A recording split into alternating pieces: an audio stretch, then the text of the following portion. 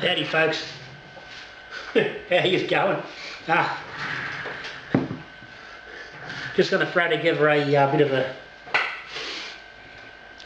whiskey jar. It's been a while, I know, and that's because I just haven't had any spirits going on. I've still got the last batch, which was the hybrid corn mash, which I done back in April. It's still sitting in the fermenter over the side here. I think it got infected. Got a nasty scum on top of it, but I'm still thinking I'm going to run it one day just to really see what it's like. At this point in time, I'm probably looking now for seriously. I'm going to wait until into the new year before I really get back into the spirits again. I've got a bit of a bloody backlog here, and I've just had a lot of focus on the beer, so I haven't really had a chance to get it. But anyway, just want to catch up on just two things. This is well,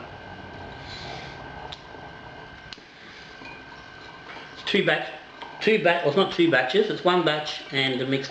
This is the last of the stuff that come off when I pulled the barrel out and I split it all down. At the time I didn't think the barrel had quite enough oak flavour, what had come off, so I kept this, which was probably, I don't know, somewhere around a litre, and I stuck a couple of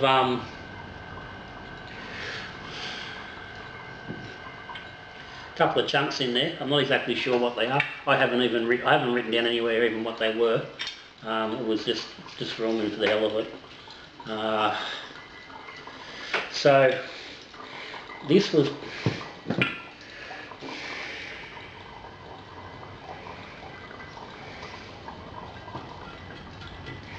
the date there, the 18th of February, and I don't know if that's exactly right. But either way, it's been a long time. It's been at least 6 months, if nothing else. So I said, this is barrel strength. So I'm just filtering it off at the moment. I'm getting it off in chunks so I can get a bit of a taster on it. So let's grab myself a couple of ice chunks.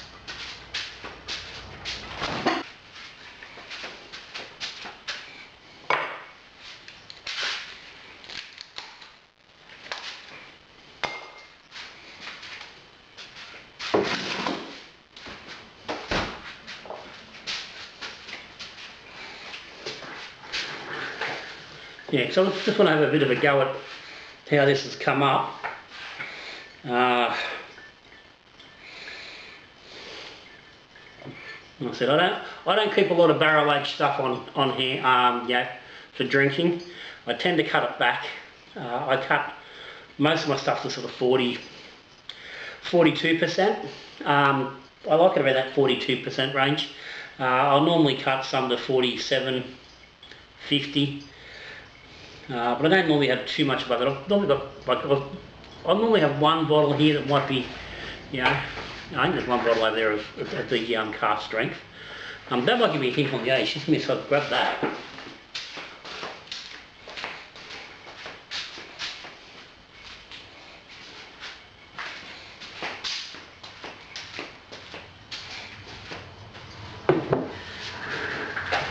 Actually, it's got no date on it, which is good, but it's barrel proof, 61%, so it's the same stuff. So this will be an interesting comparison anyway. So probably should have scratched the glass out of this.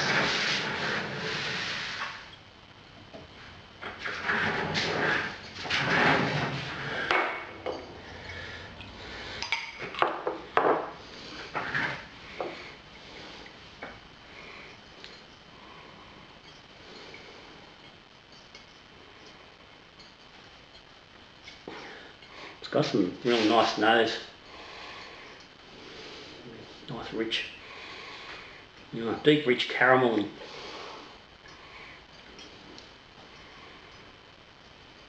burnt toffee and vanilla.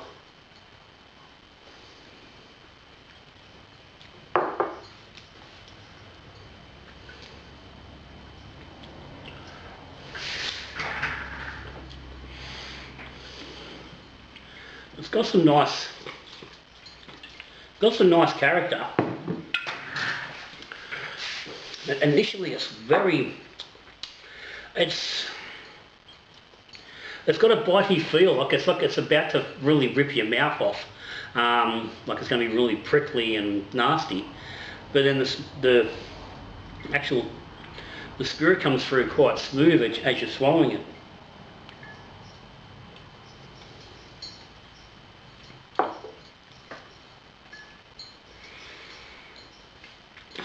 And that vanilla and the caramel.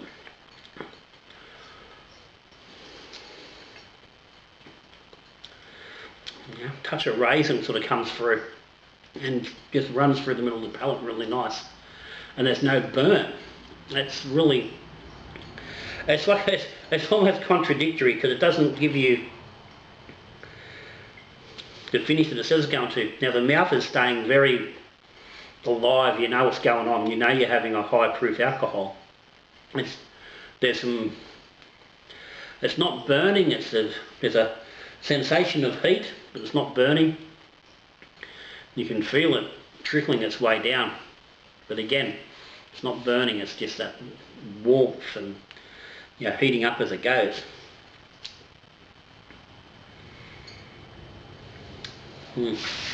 Syrupy and smooth.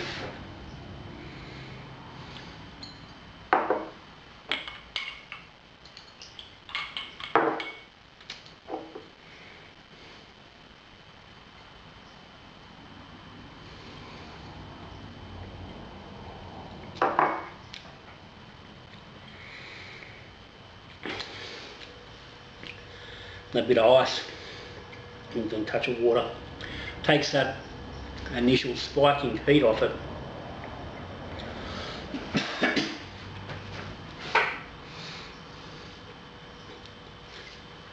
But then it also deadens down the richness of that vanilla and the caramel. It's almost a like a burnt caramel sauce sort of a flavour, more so than sweet. Like it's not a sweet caramel; it's that burnt, toasty caramel sort of a note.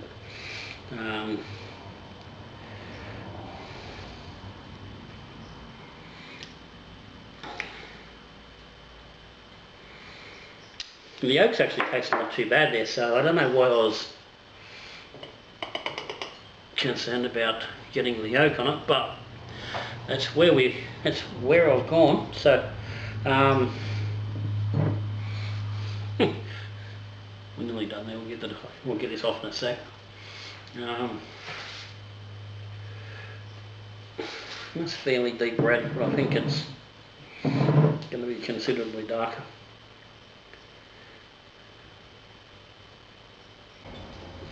Okay, so we've got that bottle filtered, and it's still like there, so I'll add that to something else that's existing shortly. But get a taster on this in a second. Before I do that,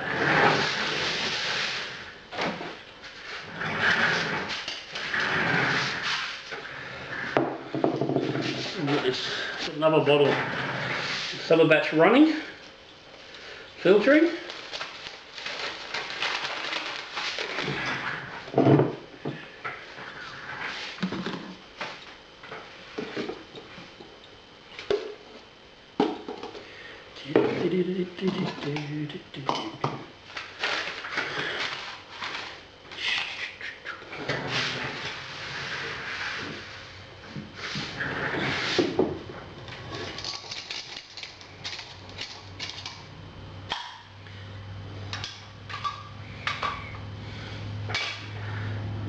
this one running.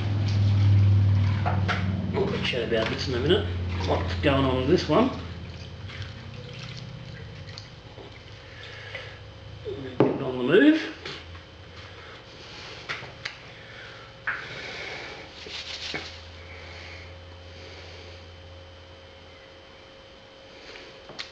Okay, so this is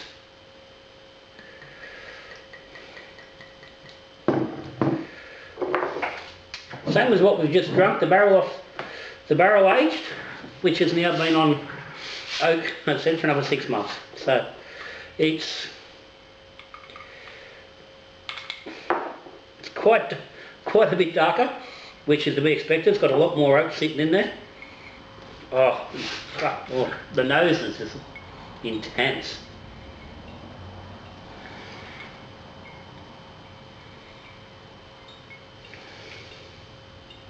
Just caramel at the wazoo. Good whack of oak note there. Bit of pepper. It's very, very. The other bottle was rich. This is just intensely rich.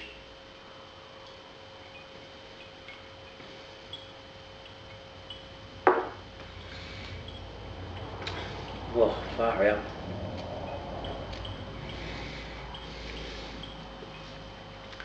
That initial edgy, bitey burn is almost gone. It's very smooth. It's rich.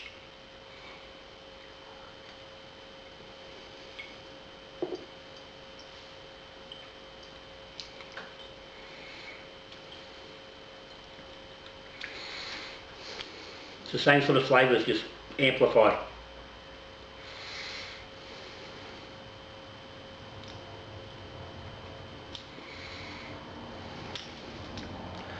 Almost leaning into a salted caramel sort of a finish.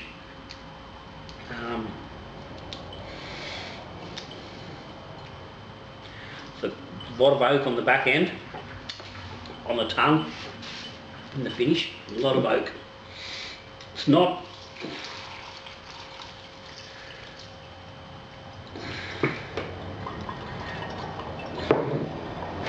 overpowering. It's not off-putting,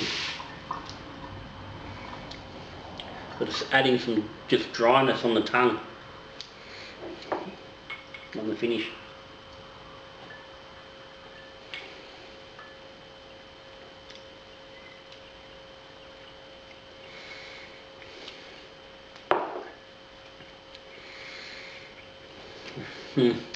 That is tasty. Deep, very deep. So that's definitely been worth the extra 6 months on the oak, no doubt about that. And this is exactly it with your spirits. I see plenty of guys out there doing it bloody, they're banging it out with reflux stills and knocking out high proof neutrals and then flavouring them up and getting the grog in very, very, very short time, basically in the time it takes you to ferment, to run a wash and ferment, distill it.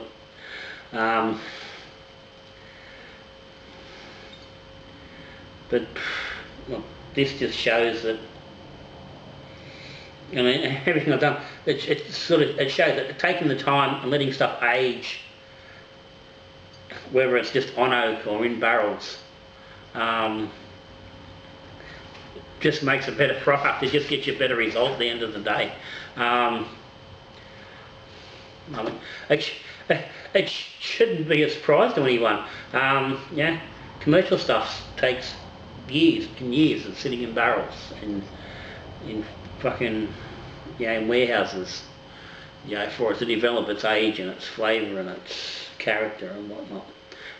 It doesn't just happen, in a matter of weeks. And as much as, even with running the pot still, and I could knock out, the LJUSSM, which yeah, after over a few generations knocks out quite a decent drop, which is nice to drink. But you really want to get into the into making your own stuff. It's you really want to look at I think this combination of looking to get a cheap product with a good turnover. So if you're a regular spirit drinker, you've got plenty of stuff you can drink regularly. You've got a supply. Obviously, a big part of it saving yourself some dosh. And when you can knock out bottles for $6 a litre, or cheaper if you got bigger equipment. I think my general batch price is around $6 to $8 a litre. You save yourself an awful lot of money. But I think if you're doing that, I think you need to really take the time and just even put some stuff aside and go, okay, I'm going to age some stuff.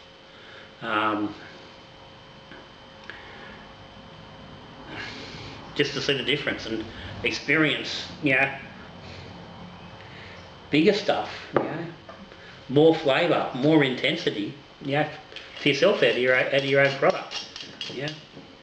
I get that. Certainly, it's not within the realms of everyone to go out and buy, $120, $150, $200 bottles of whiskey.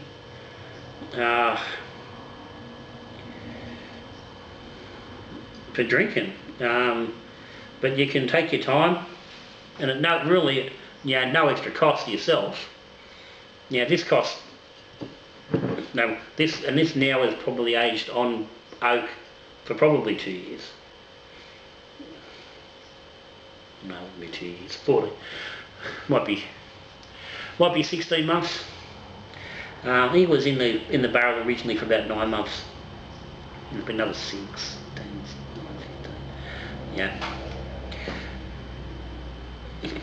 Put a little bit of stuff away and just let it age. All you need is one of these jars from I use these jars. I think I got them from Big W's, might even be Woolies. They're like $7 each, I think, by memory. They weren't much. They're a 2 litre jar. Stick 2 litres of your stuff away. Throw some oak on it and let it sit. Instead of letting it sit for 6 weeks and drink it, let it sit for 2 years. Let it sit for 12 months, take some off, try it, add some more. You get this bloody yummy stuff. But anyway, that's all good. Let's finish that.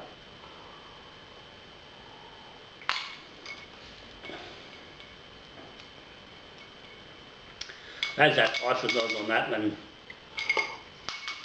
that's just become fucking another place again, just soft and gentle, but so much flavour. Righto, let's go here. This is the last batch of wash and ferment I did. This was, I called it Little John's Updated Simple Sour Mash.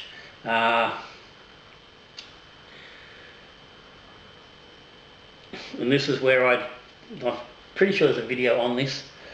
Let me just check. Pretty sure I did a video on it.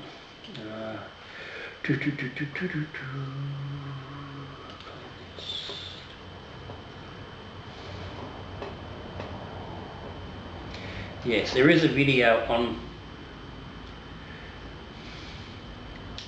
on this Whisky Jar number 16.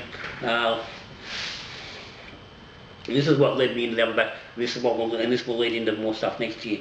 But what I did is I took 13 litres of the wash from the previous batch. So the basically the back set from the previous batch, which was Uncle Jesse's. And instead of just adding that into flake corn with some sugar like you normally would with Uncle Jesse's. I made a mash with some flake corn, some barley and some rye. So a much more traditional mash with that Uncle Jesse's back set. It was simple mash because it was the flake corn and whatnot. I still added some sugar, but the idea was going to get a bit more authentic bourbon flavour with the big corn and rye additions. This is one bottle I got off that. It's at 45%. So I took almost equal parts from 3 separate cuts through the spirit run. The rest of it would have just gone into the mixed jars. So, but this is 45%. So this is Little John's updated simple sour mash.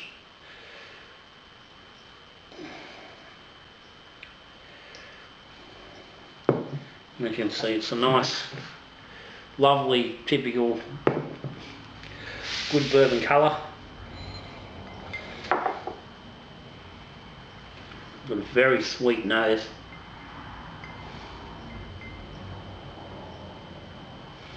Butterscotch.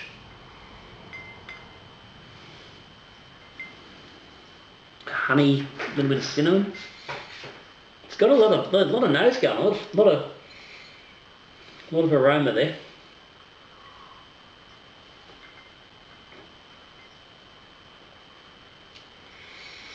Oh, it is so smooth.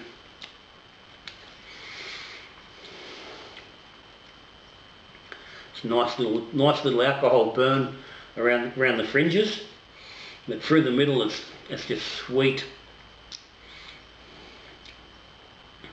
Yeah, it's like a sweet honey butterscotch.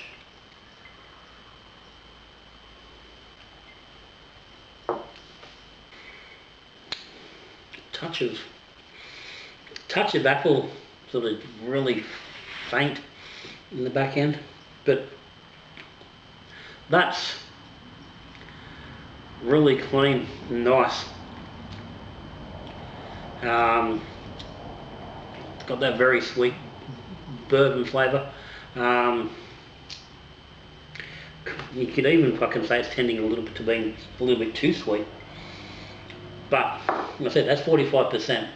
If I was to cut that a little bit, and let it sit a little bit here with the ice, which will cut of itself, so I think that will tone that sweetness a tad. But that's tasty drop. So that little experiment certainly worked. And this will be something I'll be playing on more in the new year. Working on these simple mashes, where you're halfway between Uncle Jesse's, where you're just using corn and sugar. This is halfway between that and actually doing a proper full corn mash with the painful exercise that can go along with that. Trying to get halfway in between. By memory, I don't think Brew Day was quite as easy on this batch as I would have liked, but it was certainly still a lot easier doing that full corn mash. So we'll continue to play with that and playing around a little bit and working with that next year. So if you've been watching, then waiting for a little bit more on the on that front, then it is coming. I said, I apologise if you have been sort of waiting to see that other stuff and what's going on, because it's just, like I said, just went by the wayside. So thinking what I might do with this batch I've got sitting here, this hybrid corn mash, And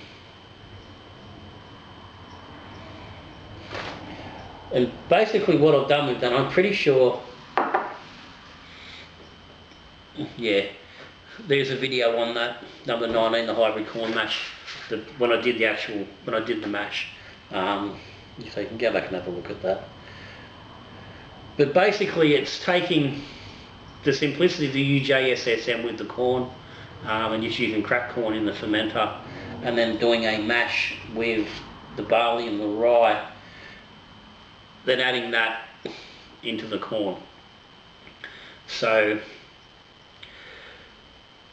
there's two different styles going on that I want to play around with a little bit, and I said get into that next year. So what I might do is this batch that's sitting here, I may just run that first up and basically just use it as a back set. So just run it for a spirit run, and then use just strip it, just run it for a stripping run, just to get it off. But then use the back set as the starting point for one of those brews. So, but you just get a final taste on it. Now it's taken up a little bit of that ice and a bit of that water.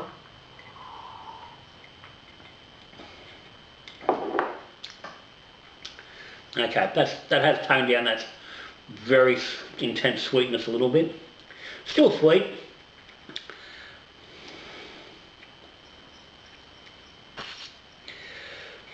If anything, it's possibly still a little bit too sweet and too caramelly. It's almost got almost a liqueur sort of touch to it. So that's interesting. I don't know exactly what's causing that. Don't know. We'll see if it continues next year.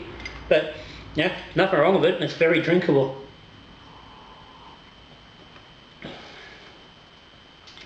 Actually, I want to say it's got a bit of a Southern Comfort sort of a feel, that bourbon liqueur sort of touch. It's got enough sweetness there. It's not that sickly, like that full liqueur sweetness, but it's definitely got more sweetness there than I've tasted in any bourbon ever, any whiskey. Yeah, that's not the liqueur.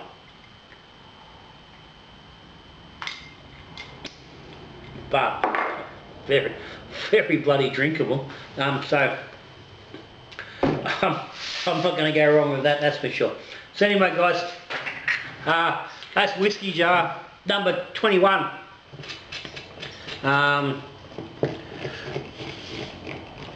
Done. So, like I said, if you're not aging some of your stuff, do so. Like I said, then it's just one bottle. Doesn't have to be a lot. And as we discussed, it's not a lot of dollars worth. Put it aside, see how it goes. Again, if you don't like it, it's $10 worth. Fucking stick it back in the bloody still next time you run on a batch. Yeah. Reclaim it and do something with it. But for me, that's a no-brainer. That's 2 bottles of bourbon that effectively you're gonna pay at least $100 a bottle for if you went and bought it commercially. Then it's cost, maybe $20. Other than that's just impatience. All good. And I'm happy to report the Little John's upgraded simple sour mash has made a successful result. Though it does, I think, it does need a little bit of tweaking to get it into the full zone.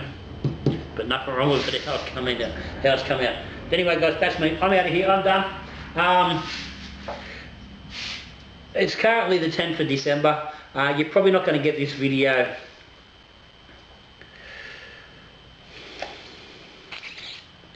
probably going to be somewhere over the Christmas break, I imagine, now when you're sitting here watching it.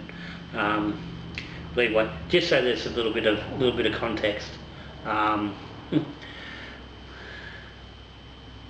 the time when you do get to it. But anyway, guys, yeah, thanks for tuning in. Thanks to everybody for their support of the channel. Until I see you again in the whiskey jar, I'll be playing around with this wonderful essence we've been provided by the gods. I'll see you then. Cheers.